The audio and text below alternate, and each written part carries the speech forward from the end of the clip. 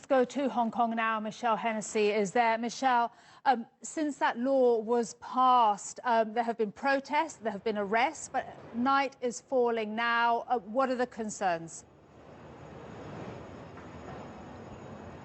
Yes, well, as night falls on this historic day in Hong Kong, it will be crucial to see over the next few hours how these protests develop. Of course, last year, a lot of the sort of peaceful protests and marches during daytime then devolved into something a lot more violent at night. And we'll have to see today, on the first day of this national security law being implemented in Hong Kong, how far protesters are willing to push that. So you can see the area that I'm in, which is sort of on the edge of Hong Kong's shopping district. You can see the area is still teeming with riot police. There's still a sort of a dozen behind me. There was more police trucks that are sort of passing by as we speak on the main street in front of me. And it really seems like the police aren't willing to take any chances. They're not. They're cordoning off a lot of areas around Hong Kong and sort of prevent any more protests from coming on tonight. Of course,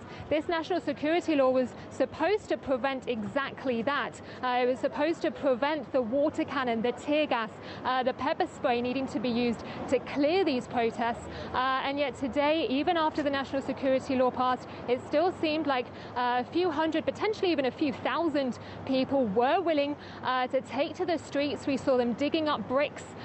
We saw them shouting anti-police slogans.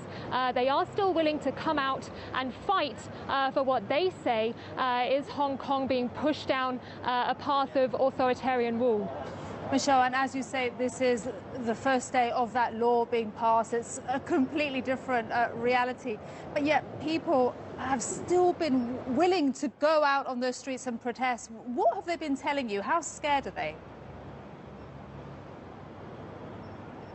Yeah, it's really sort of differed person to person. One person that I spoke to said that the protesters are sort of changing tact a little bit.